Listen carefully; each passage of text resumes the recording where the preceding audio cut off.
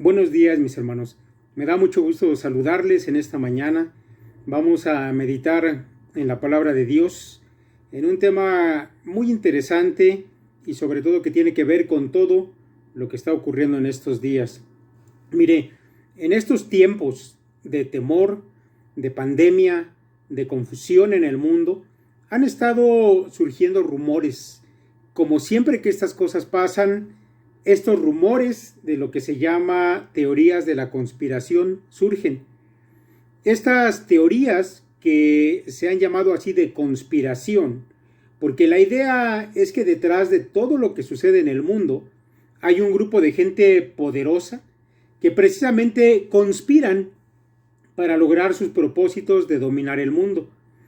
Por ejemplo, mire, hay quienes dicen que este virus, el COVID-19, es uno que ha sido lanzado por las grandes farmacéuticas para que después de que mucha gente esté infectada, ellos puedan ganar millones de dólares con las vacunas o con los medicamentos para tratar esta enfermedad. Otros van un poco más allá y dicen que realmente es un arma usada para disminuir la población mundial, para hacer que la gente se meta a sus casas llena de miedo, y esto haría que fuese más fácil dominar a la población mundial. Otros aún dan una vuelta más a la tuerca y aseveran que por medio de todo esto se va a aprovechar la ocasión para instalar un sistema de espionaje sobre cada persona en este mundo. Se están instalando antenas y cámaras para tener controlada a la población. Y que además se va a implantar un microchip dentro de cada persona por medio de las vacunas que se van a implementar en poco tiempo para contrarrestar a este supuesto virus, dicen ellos. Detrás de esto están los poderosos, los multimillonarios que desean dominarlo todo. Ahora déjeme decirle que esto realmente no es nuevo. Ya desde el año 1776, con la aparición de un grupo que seguramente le va a parecer conocido, los Illuminati, comenzaron a crearse este tipo de teorías. Claro que cada teoría adaptada a su propio tiempo.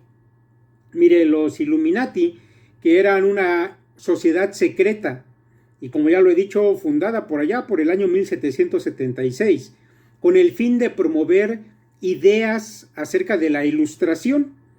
Estuvieron aparentemente involucrados en una conspiración que buscaba reemplazar las monarquías absolutas y la preponderancia de la Iglesia por el gobierno de la razón.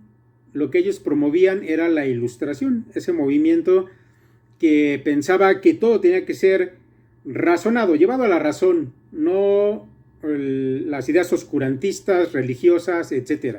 Ahora, durante mucho tiempo, mis hermanos, se siguió y se sigue aún pensando que este grupo famoso de los Illuminati continúa activo e incluso interviene para tratar de dirigir el rumbo de los gobiernos de los países de la manera que a ellos les conviene.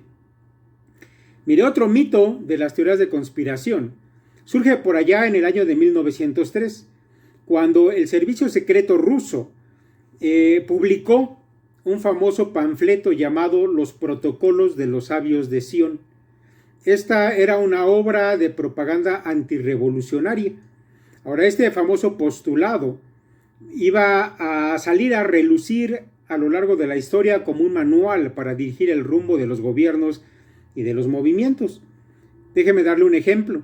Allá en agosto de 1921 se dice que Hitler comenzó a incorporar los protocolos de los sabios de Sion en sus discursos y se convirtieron en una lectura obligatoria en las aulas alemanas después de que los nacionalistas llegaron al poder. Y ahora estos panfletos, estos manuscritos son parte también de las teorías conspiratorias que aún se divulgan. Pero mire, siguiendo un poco unos años más adelante, por allá de los años 1960, grupos como la John Birch Society y el Liberty Lobby dedicaron muchos de sus ataques a las Naciones Unidas, de las que se decía era un vehículo para crear un gobierno mundial, promoviendo una oposición de desconfianza y aislacionismo en relación a ese organismo. Y mire, la verdad es que así podríamos continuar contando acerca de la historia, de las teorías de conspiración que han ido surgiendo, pero la verdad es que no quiero aburrirlo, ni tampoco quiero gastar este tiempo en todas estas cosas, sino lo que deseo solamente es llamar su atención a lo que hoy en día vuelve a resurgir con todas estas cosas que están aconteciendo. Precisamente, mis hermanos, hace 2 o 3 días, Bill Gates, el multimillonario y creador de Microsoft, tuvo que salir a dar su postura, ya que se le ha considerado dentro de estas teorías como una de esas mentes siniestras interesados en implantar ese nuevo orden mundial. Y bueno, él ahí aclara muchas cosas y realmente se desliga de todo esto que para él no es más que una tontería. Pero mire, este interés por lo que puede suceder con el futuro de la humanidad no es nuevo. La incertidumbre acerca del camino que tomarán los gobiernos mundiales en los años venideros no es algo único de nuestros tiempos, pues ya desde los tiempos antiguos el corazón de los hombres se ha llenado de preocupación por estos asuntos. Mire, la Escritura, por ejemplo, nos habla de un hombre poderoso que tuvo una experiencia sobrenatural acerca del futuro de las naciones. Le voy a pedir que abra su Biblia allá en el libro de Daniel, precisamente en el capítulo 2, y veamos qué dice de todo esto. Daniel, allá en el capítulo 2. ¿Está listo? ¿Ya tiene su Biblia abierta en este pasaje? Le voy a pedir que dirija su vista hacia los versículos 27 y 28 y escuche, lea y escuche lo que yo lo voy a leer, lo que este pasaje nos dice. Daniel respondió delante del rey diciendo: el misterio que el rey demandó, ni sabios, ni astrólogos, ni magos, ni adivinos lo pueden revelar al rey. Pero hay un Dios en los cielos, el cual revela los misterios. Y él ha hecho saber al rey Nabucodonosor lo que ha de acontecer en los postreros días. He aquí tu sueño y las visiones que has tenido en tu cama. Ahora yo quiero que ponga especial atención en ese verso 28. Y ahí se nos dice que Dios había hecho saber a Nabucodonosor lo que sucedería en el futuro, y se lo había revelado por medio de sueños y de visiones. Ahora es muy probable, mis hermanos, que Nabucodonosor tuviera dudas, incertidumbres y preguntas acerca del futuro, y en su preocupación y ansia por saber, Dios le había revelado el futuro. Déjeme hablarle un poco de este hombre. Nabucodonosor era el soberano absoluto del imperio babilónico. Él había recibido el trono a la muerte de su padre, Nabopolázar. Eso ocurrió allá por el 7 de septiembre del año 605 antes de Cristo. Nabucodonosor, mis hermanos, era un gran guerrero. Antes de llegar a ocupar el trono del imperio, él había sido general del ejército de su padre. Y él mismo se había encargado de conquistar muchas naciones, entre ellas a Jerusalén. Y había también llevado cautivos, aparte del pueblo judío. Entre esos cautivos iba el profeta Daniel. Era todavía un joven de unos 17 años. Ahora, Nabucodonosor es el monarca sobre todo este gran imperio. Y es normal que su cabeza estuviera llena de preguntas acerca del futuro de su imperio, acerca de los imperios que iban a venir después del suyo, y él se pasaba pensando en estas cosas. Entonces Dios viene y le revela en un sueño el futuro no solamente de su nación, de su imperio, sino de todos los reinos gentiles hasta el tiempo del reinado de Jesucristo. Tal vez uno se pregunte ¿por qué Dios hizo esto con un rey pagano? Con alguien que en todo caso podríamos considerar como un tirano que se había encargado de esclavizar al pueblo de Dios. Pero sin duda, mis hermanos, que Dios tenía en mente más que solamente darle una revelación a un rey pagano. Dios estaba considerando dar a su pueblo de todos los tiempos una certidumbre acerca de que la historia humana está en sus manos. Todo ha sido determinado por Él. Por eso Él es el único digno de reconocimiento y también el único capaz de revelar estas cosas. También Dios, mis hermanos, iba a usar este sueño dado a este rey pagano como un medio para llevar a Daniel hasta la cumbre en el gobierno de este imperio y finalmente para beneficiar al pueblo judío en aquellos días. Y sin duda pudiéramos mencionar todavía un tercer motivo, y este está relacionado con la función de toda la literatura apocalíptica, que es dar consuelo en medio del sufrimiento al pueblo de Dios. Es decir, dar el conocimiento, en este caso, al pueblo judío que estaba cautivo en Babilonia, de que Dios, quien ha determinado los tiempos, y nada escapa de su poder, y ellos habrían de estar en cautividad solamente el tiempo determinado por Dios, y ni un día más. Ese tiempo iban a ser 70 años. Entonces, mis hermanos, una noche Nabucodonosor recibe esta revelación en un sueño y su cabeza está a punto de estallar. Este es un sueño perturbador. Él sabe que este sueño es importante, pero no sabe lo que significa. Y para acabar, resulta que cuando él despierta ha olvidado casi todo el contenido del sueño, como a veces nos sucede también a nosotros, ¿verdad? Hay sueños de los que recordamos solamente fragmentos, así como flashazos. Sabemos que ha sido un sueño que nos ha perturbado, pero no lo recordamos sino solamente pequeños trozos. Bueno, así sucedía a este hombre. Entonces Nabucodonosor, que era el soberano de una nación famosa por sus adivinadores y magos, de hecho, Babilonia es la cuna de toda arte oculta y de donde se iban a expandir este tipo de prácticas hacia las demás naciones. Bueno, él hace llamar a todos sus expertos, a todos sus magos, a sus adivinos, para ver quién de ellos es capaz de revelar el sueño y además su interpretación. Pero este sueño, mis hermanos, no es algo que el hombre o aún los poderes de las tinieblas a los que aquellos magos a veces acudían pudiesen revelar, porque la revelación proviene del Dios Altísimo, porque el futuro ha sido determinado por Dios y no puede ser conocido por los seres humanos. Así que ante la imposibilidad de los magos y adivinos para decir al rey lo que él pedía, Nabucodonosor monta en ira y decide matarlos a todos. Pero antes de que esto sea llevado a cabo, interviene Daniel, el hombre elegido por Dios.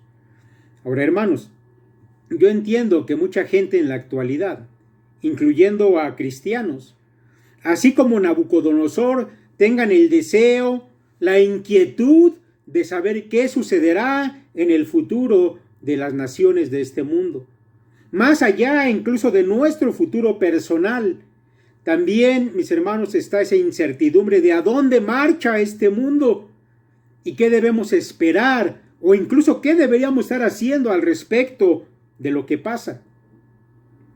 Sin embargo, como cristianos, no deberíamos andar en especulaciones, no deberíamos tener incertidumbres como las personas que no conocen a Dios, porque nosotros, como lo hemos leído allí en la Escritura, tenemos un Dios que no solamente conoce el futuro, sino que ese futuro ha sido determinado por Él. Y además Él ha tenido a bien revelar a su pueblo su programa para las naciones de este mundo, en un alcance futuro tan largo que abarca hasta el final de la historia humana. Daniel 2:20 en adelante, si te lo tiene ahí en su Biblia, sígalo con su vista. Dice, y Daniel habló y dijo, Sea bendito el nombre de Dios de siglos en siglos, porque suyas son el poder y la sabiduría. Él muda los tiempos y las edades, quita reyes y pone reyes, da la sabiduría a los sabios y la ciencia a los entendidos. Él revela lo profundo y lo escondido, conoce lo que está en tinieblas y con él mora la luz. A ti, oh Dios de mis padres, te doy gracias y te alabo, porque me has dado sabiduría y fuerza, y ahora me has revelado lo que te pedimos, pues nos has dado a conocer el asunto del rey. Bien, ahora prepárese para entrar en esa revelación que Dios le dio a Daniel, en la revelación bíblica del futuro de las naciones. Primero, mi hermano, usted debe saber que hay un programa trazado por Dios mismo para cada grupo de gente en este mundo. Y pudiéramos decir que, según la Escritura o basados en ella, podemos distinguir tres grupos en la humanidad. Primero, número uno, el pueblo de Israel. Número dos, las naciones gentiles, es decir, todos los pueblos que no son judíos. Y número tres, la iglesia, que es un grupo especial, elegido tanto de judíos como de gentiles, y forman un grupo especial, formado por Dios, escogido por Dios y con un propósito especial. Ahora, déjeme decirle que al plan para el pueblo de Israel se le da un nombre. En el libro de los Hechos de los Apóstoles, el Señor Jesús llama a ese plan para el pueblo judío los tiempos y las sazones. Y el apóstol Pablo vuelve a utilizar esta misma frase o este nombre para referirse a la venida de Cristo a reinar a este mundo. Allá en 1 Tesalonicenses 5:1 leemos: pero acerca de los tiempos y de las ocasiones, no tenéis necesidad, hermanos, de que yo os escriba, porque vosotros sabéis perfectamente que el día del Señor vendrá así como ladrón en la noche. Bien, aquí, aunque nuestra Reina Valera traduce sazones por ocasiones, en el texto griego es exactamente la misma palabra, kairos. Ahora, las dos palabras, dice John MacArthur, déjeme mencionar un poco de lo que él dice. Las dos palabras se refieren a características, eras y acontecimientos que serán parte del reino de Jesucristo sobre la tierra, el cual comenzará a partir de su segunda venida. En efecto, mis hermanos, esta frase se usa para hablar de la culminación del plan de Dios para Israel en esta tierra. Bueno, así como existe un término para hablar del programa para Israel, también existe uno para referirse al programa determinado por Dios para las naciones gentiles.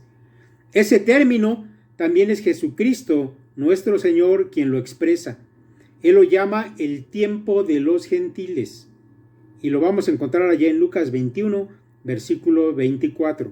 Dice el Señor: y caerán a filo de espada, y serán llevados cautivos a todas las naciones, y Jerusalén será hollada por los gentiles, hasta que los tiempos de los gentiles se cumplan. Allí está esa frase, los tiempos de los gentiles. Ahora yo quiero rápidamente simplemente que note que esos tiempos de los gentiles están ligados al asunto de Jerusalén.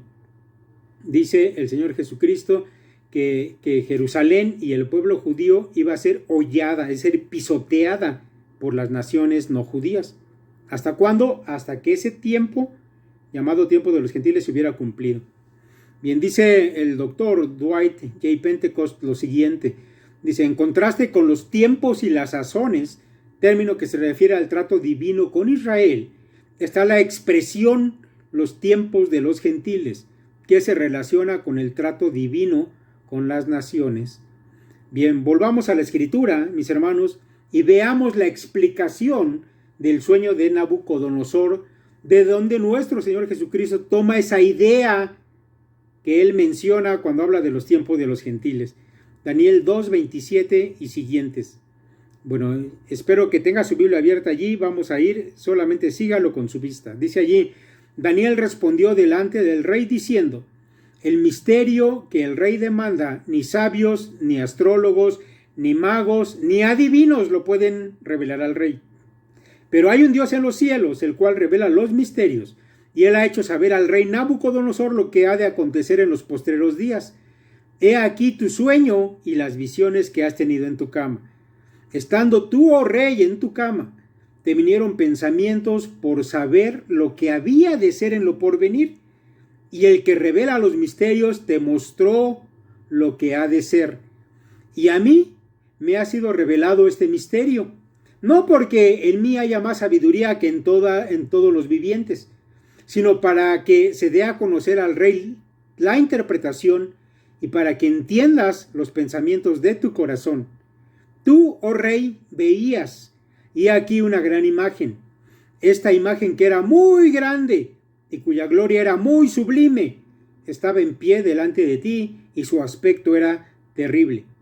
La cabeza de esta imagen era de oro fino, su pecho y sus brazos de plata, su vientre y sus muslos de bronce, sus piernas de hierro, sus pies en parte de hierro y en parte de barro cocido.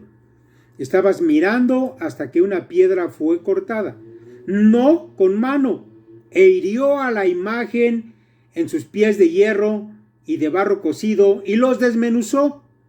Entonces fueron desmenuzados también el hierro, el barro cocido, el bronce, la plata y el oro, y fueron como tamo de las eras del verano, y se los llevó el viento sin que de ellos quedara rastro alguno.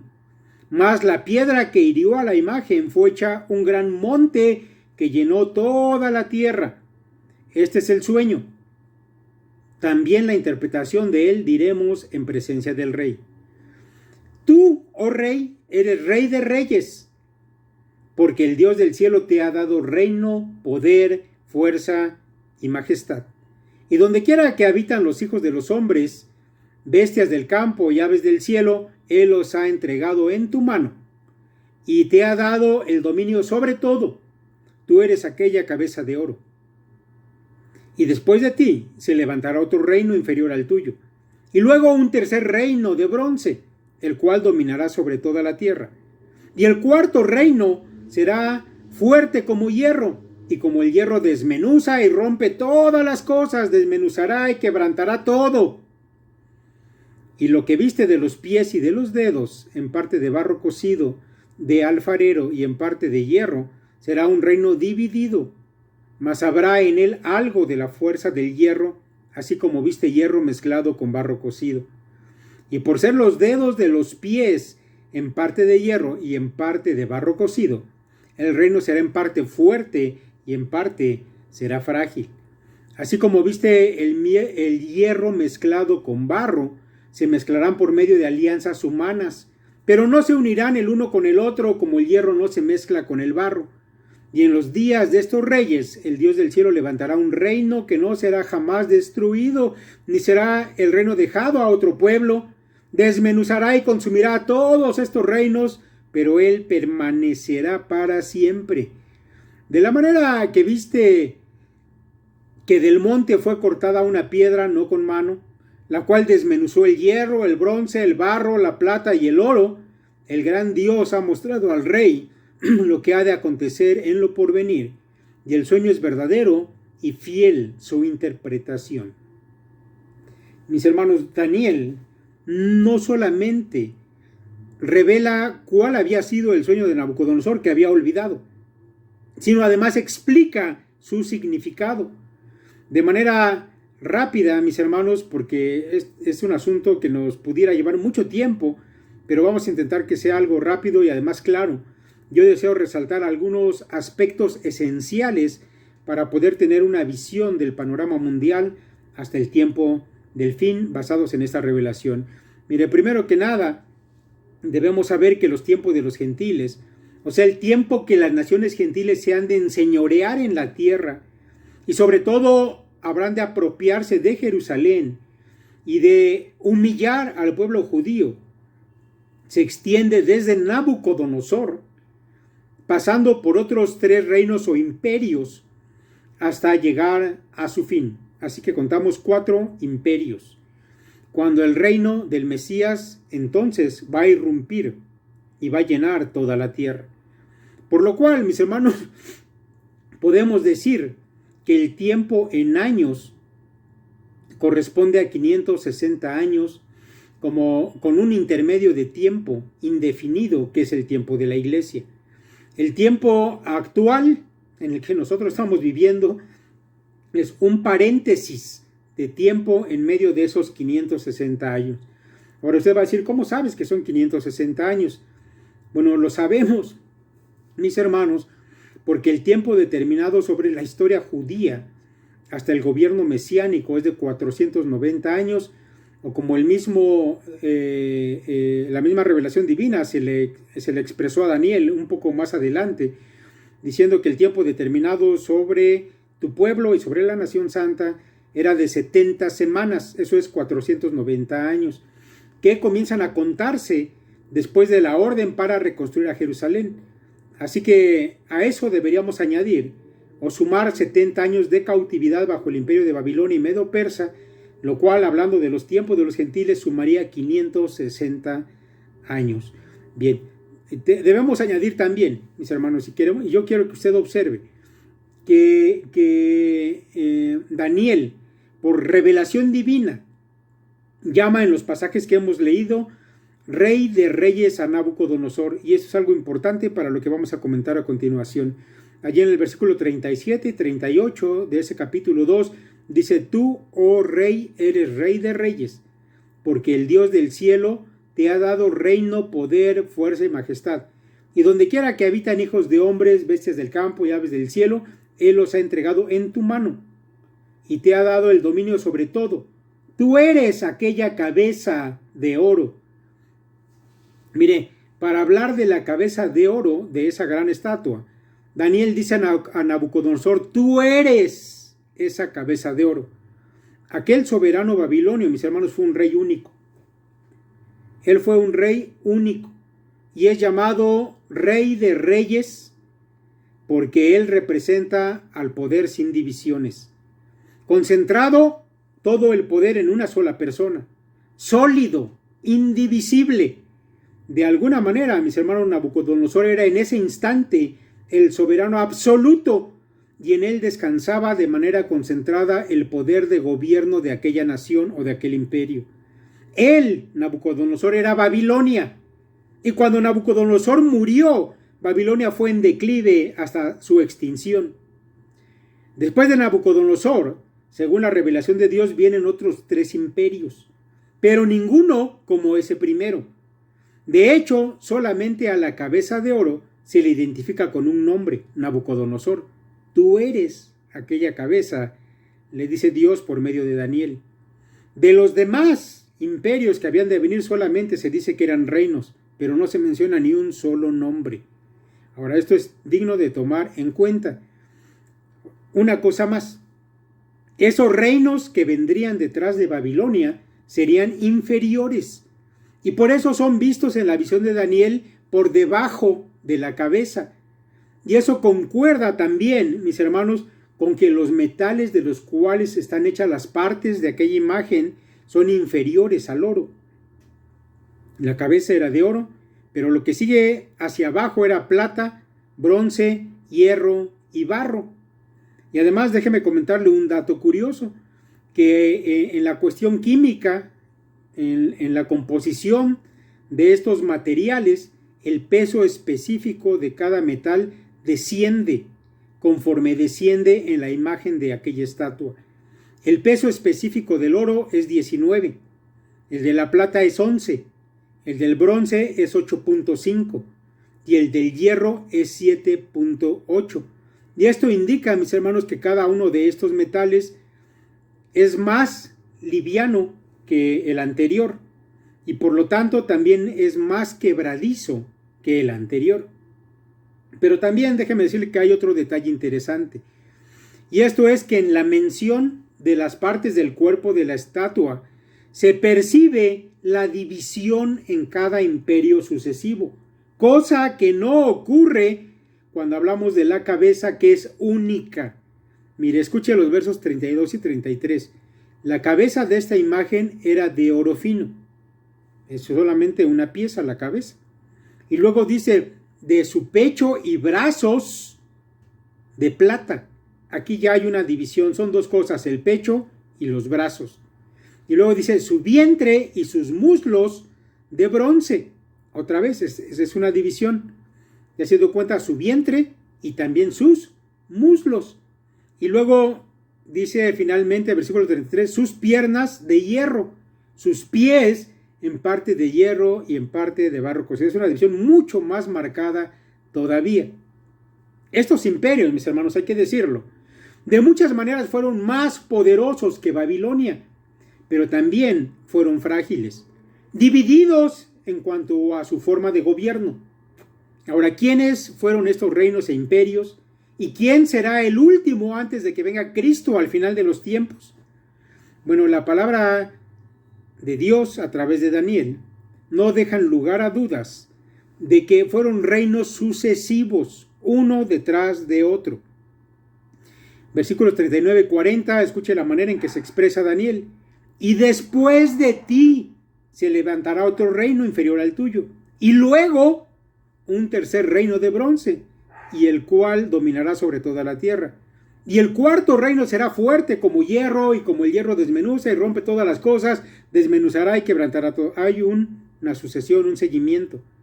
Por lo cual, mis hermanos, podemos hoy en día saber sin lugar a dudas de qué imperios se está hablando.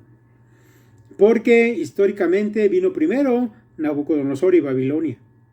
Y cuando este reino cayó, entonces vino el imperio medo-persa. Y después del imperio medo-persa vino aquel imperio que fue como un rayo, como una saeta, el imperio griego, con Alejandro el Grande a la cabeza. Y finalmente, a la caída o desaparición del imperio griego, vino el imperio romano.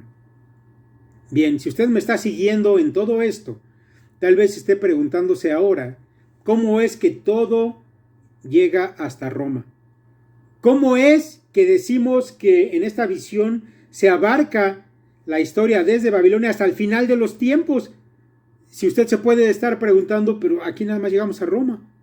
Roma desapareció como imperio en Occidente en el año 476 después de Cristo, y allí no termina la historia de la humanidad.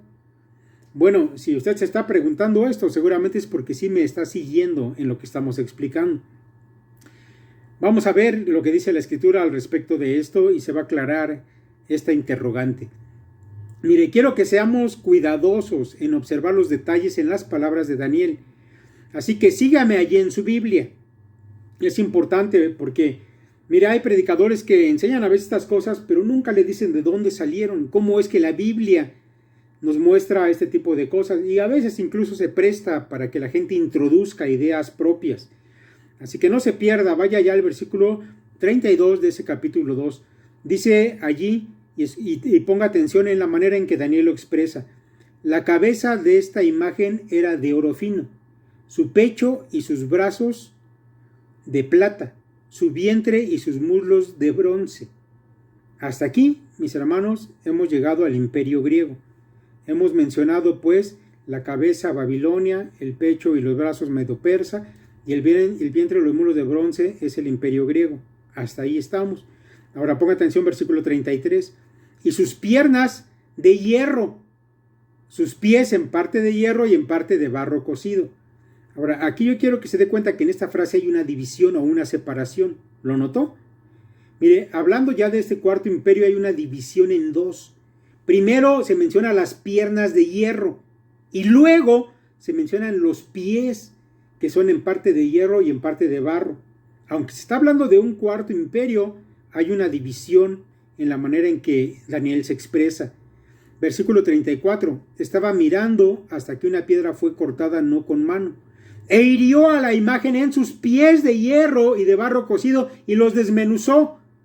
Ahora note usted, por favor, que la piedra que desmenuza aquella imagen, y que más adelante se nos aclara que es un reino que va a llenar toda la tierra, es decir, se está hablando del reino del Mesías, no golpea las piernas de hierro, sino que golpea los pies, que son en parte de hierro y en parte de barro. ¿Lo notó?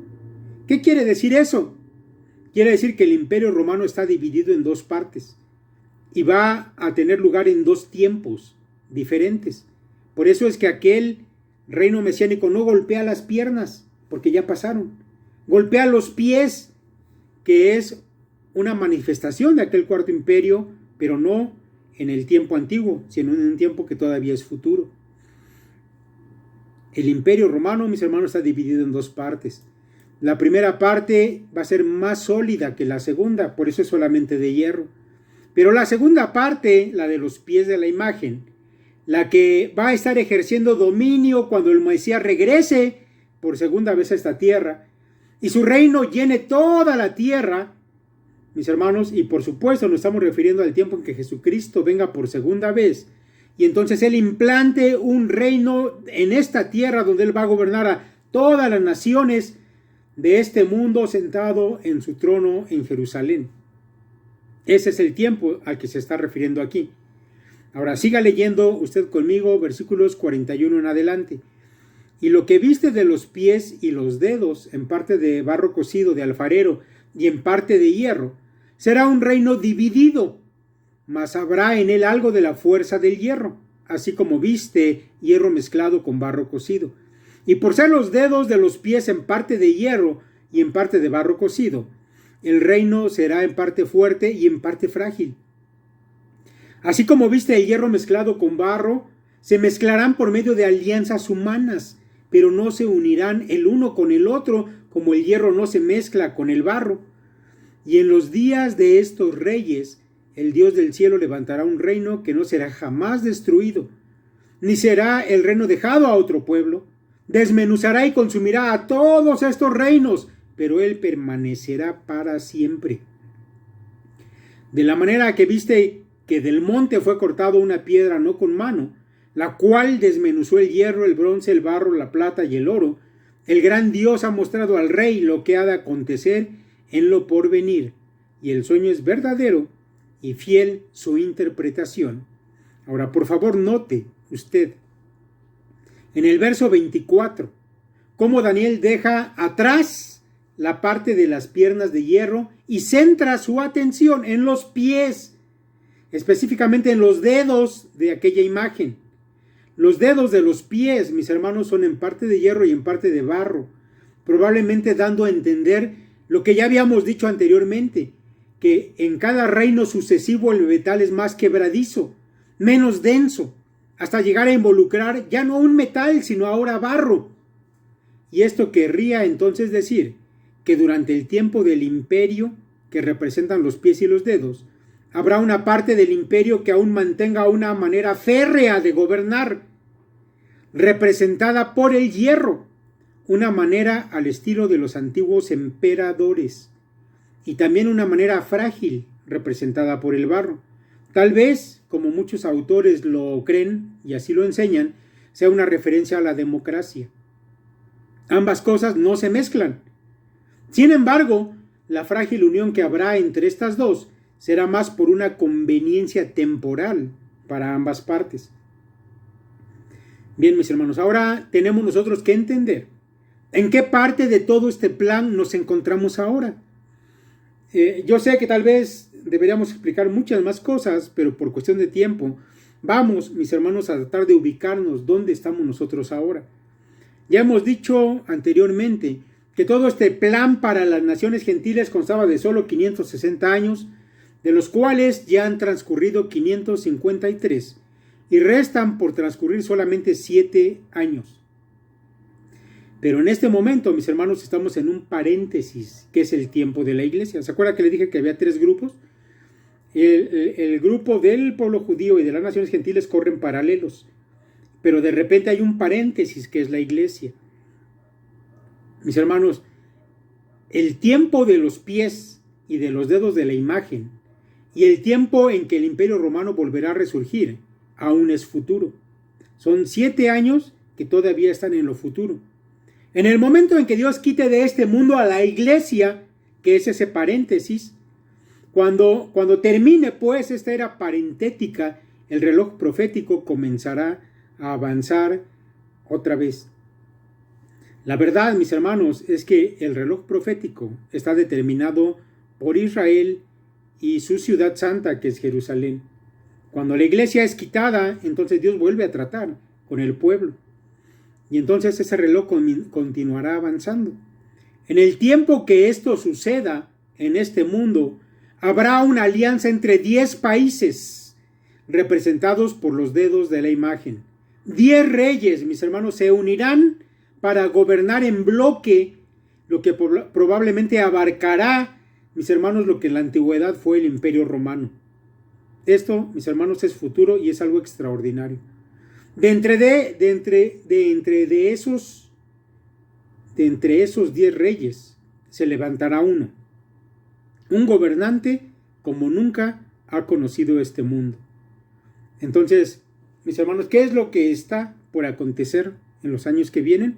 Una confederación de 10 reyes, 10 reinos o países, y uno que va a sobresalir de entre todos ellos.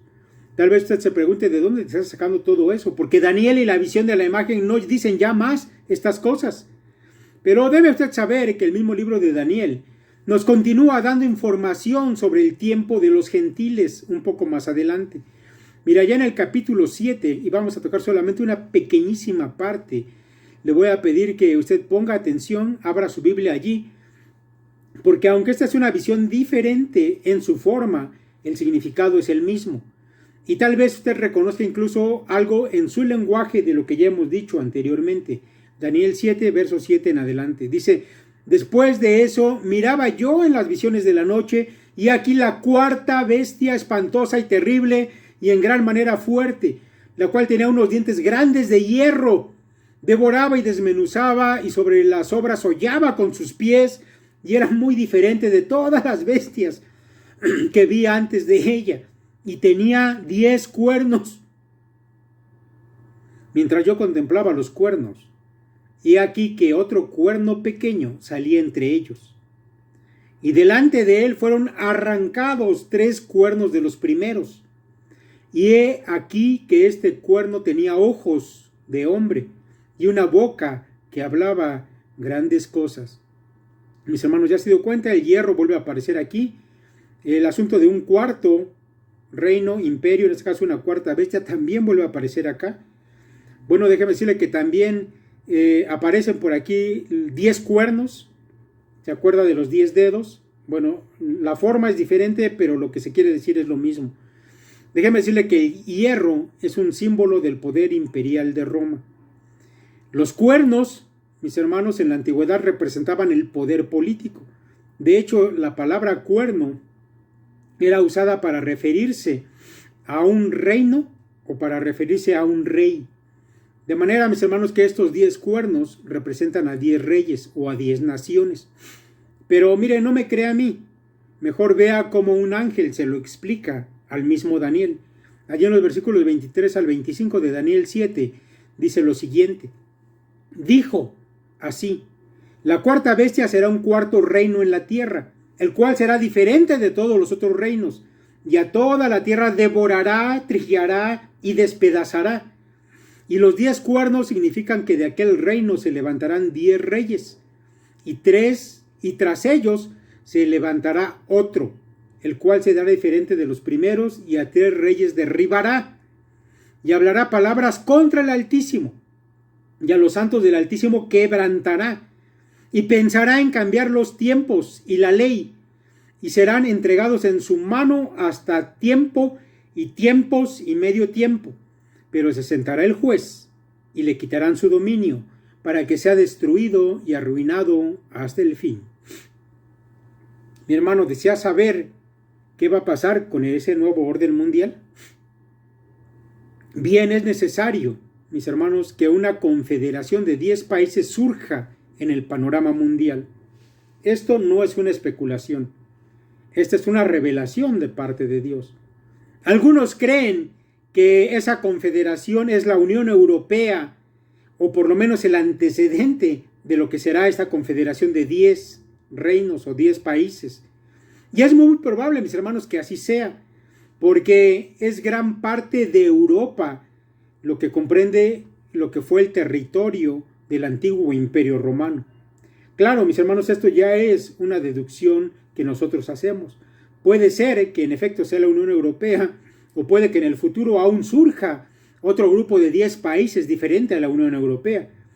Pero eso, mis hermanos, se irá desarrollando al paso que vayan teniendo lugar los sucesos que ha determinado Dios y el tiempo del fin se vaya acercando. Mire, los hombres poderosos de todos los tiempos han intentado ejercer su gobierno, implantar nuevos órdenes, dirigir el rumbo de las naciones. Pero lo que nosotros vemos en la Escritura, mis hermanos, es que todos esos intentos no han sido sino más que fracasos, uno detrás de otro. Un imperio llega y pronto pasa y viene otro. Mire, los estudiosos dicen que un imperio dura solamente en promedio unos 200 años y ninguno se mantiene en un apogeo más allá de eso. La historia dice que ningún imperio logró permanecer más de 200 años en un auge. Y sin embargo, mis hermanos, los planes de Dios hacia un clímax final continúa inexorablemente. Un imperio llega, se va, viene otro, están en un promedio de 200 años y lo que podemos ver es que los planes de Dios siguen avanzando de manera inexorable. Muy cerca, mis hermanos, del regreso de Cristo, el hombre va a tener su último intento por gobernarse a sí mismo, por gobernar al mundo, por levantar un gran imperio. ¿Se acuerdan de esas teorías de conspiración? Bueno, los hombres, ciertamente, mis hermanos, que están buscando tener el poder y cerca del regreso de Cristo van a tener su última oportunidad. Pero finalmente, mis hermanos, lo que surgirá será un imperio dividido. Porque no todos estarán de acuerdo en que esa época de los gobernadores absolutos como los emperadores regrese.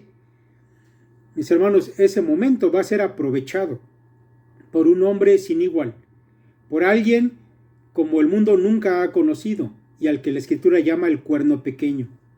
La Escritura también lo llama con otros nombres. Lo llama el anticristo, el hijo de perdición, el inicuo, el hombre inspirado por el diablo mismo, que será la máxima representación del hombre sin Dios, con ese afán de gobernar su propio destino, rechazando activamente a Dios. Mis hermanos, en su tiempo, este hombre diabólico intentará cambiar las costumbres, las leyes, los tiempos. Será un gran manipulador. Y cuando la manipulación deje de funcionarle, entonces él va a recurrir a la fuerza bruta, al poder militar, incluso a los poderes de las tinieblas que estarán a su disposición, porque Satanás estará respaldando todo lo que él hace. Y todo eso será para hacerse obedecer, para subyugar a los moradores de la tierra en ese tiempo. Más aún, mis hermanos, este hombre va a buscar ser adorado como si él fuera el Mesías. Él se va a presentar como Dios hecho hombre, como los antiguos emperadores lo hacían. Y él dirá, mis hermanos, que merece ser honrado por las naciones y exigirá adoración so pena de muerte. Ahora, ¿te parece, mi hermano, que los planes de los hombres de hoy son oscuros? ¿Que tienen motivos y planes ocultos para dominar este mundo? No tienes idea de lo que en realidad viene si solamente eso es lo que piensas. El tiempo, mis hermanos, de las tinieblas aún está por venir. Pero mira, por encima de todo ello, nuestro gran Dios se alza como el gran soberano, el que dirige todo a buen término, el que a final de cuentas será glorificado por la manera en que se desencadenen todos los sucesos en esta humanidad. Mira, el Señor dirige todo, mis hermanos, para que su Hijo reciba la máxima gloria cuando regrese a esta tierra. Y entonces Él va a destruir a ese hombre de pecado, al anticristo. Mis hermanos, hasta aquí vamos a dejar por ahora. No sin antes decirte lo siguiente. No debes tener temor por el futuro. Esta es una característica de la iglesia, de los cristianos. Ni siquiera deberías tener incertidumbre en tu corazón por el futuro oscuro que viene más adelante. Yo sé que estás escuchando muchas cosas, que estás leyendo muchas cosas ahí en la red. No dejes que la incertidumbre entre en tu corazón. Porque cuando esos tiempos oscuros lleguen, cuando esa última manifestación de ese nuevo orden mundial se presente, tú y yo ya no vamos a estar aquí. Recuerda que la iglesia es un paréntesis y no, mis hermanos, va a estar presente cuando ese tiempo llegue. La iglesia no va a pasar por ese tiempo de prueba para este mundo, cuando el mundo sea arrasado por la ira de Dios. Porque tu Padre, escucha bien esto, tiene una promesa para ti. Una que nos ha dado por medio de nuestro Señor Jesucristo. Te voy a pedir que abras tu Biblia en el libro de Apocalipsis en el capítulo 3. Y ahí en el versículo 10, escucha una promesa para la iglesia exclusivamente, para nadie más.